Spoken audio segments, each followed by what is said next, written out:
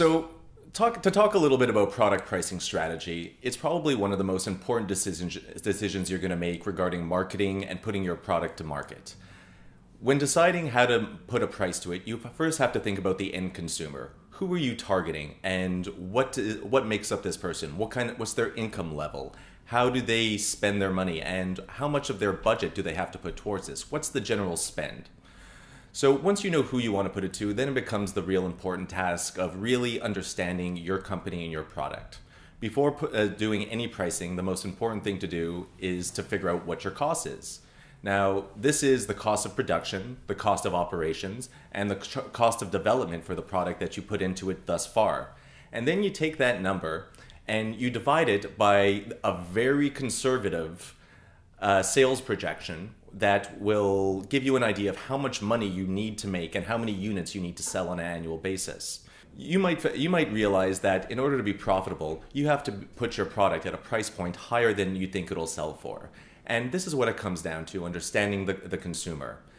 A consumer will judge buying something based on how much money they have to spend. So let's take a monthly sales service, for example. You're selling an app, you're putting it to market, and you want to charge a monthly rate for everybody to use your service. Now, you could say, I'm going to put this at $5 a month, and what's a big deal, $50 a year for someone. But think about the person. If you're doing this for students that are students or people that are just out of university, you can't imagine they have too much disposable income. So that $50 is on top of their rent, their living expenses, their food, the equipment they have to purchase. It's a part of all their monthly expenses, from cell phone bills to internet. And they have to decide if they're willing to spend that extra $50 on top of all those expenses, and if that fits into their structure. That's a very difficult decision for anyone to make, both the seller and the buyer, because most people you're selling to are going to be living on a fixed budget based on where they work or what they do. Now let's look at a product.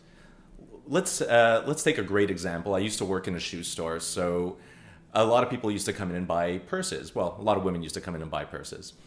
And we would have the no-name brand purses, and we would have the designer purses. And if you look at them side to side, there isn't a huge difference visually. The materials are both leather, the look is relatively the same, the design isn't that far off, but one of them is $800 and the other one's $100. And this goes into the entire thinking of a product, where you want to position it. If you're charging someone $800 for your purse, you obviously have to realize that you're going to be selling to a smaller market, the market of people who are willing to spend $800 on a purse. And so you'll sell less volume, and you're balancing that off by selling for more money. And if you're selling for $100 a purse, you're assuming that this is within the price point of the majority of the average public. And so you're going to sell more purses at $100 than you would at $800. And this goes into your marketing strategy, how you present your brand, how you advertise yourself. Your entire corporate image is based around that price point. Using the same example, there's a reason Louis Vuitton can get $2,000 for a purse, is because it's not that the purse is a better quality or it has more utilities. It's what it says about the user. And the user wants to say that I am someone who can afford this purse. You maybe heard the expression, like in high-end boutiques, that if you have to ask what the price is, you can't afford it. Well, that is a marketing strategy in itself. They want to appeal to an exclusive brand. They put their price point so high that it only becomes attainable to a certain few people. And the rest of the people are going to use a comparable or generic model. Take the art industry. Art is the perfect example of how pricing affects the market. Art is not based on how much it costs to produce, because it's relatively cheap to buy canvases and paints.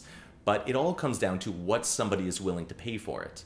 If I'm willing to pay $1.5 million for a Monet, that makes all other Monets immediately more valuable. And that's how I define myself as an art buyer, is that I want these high-end pieces.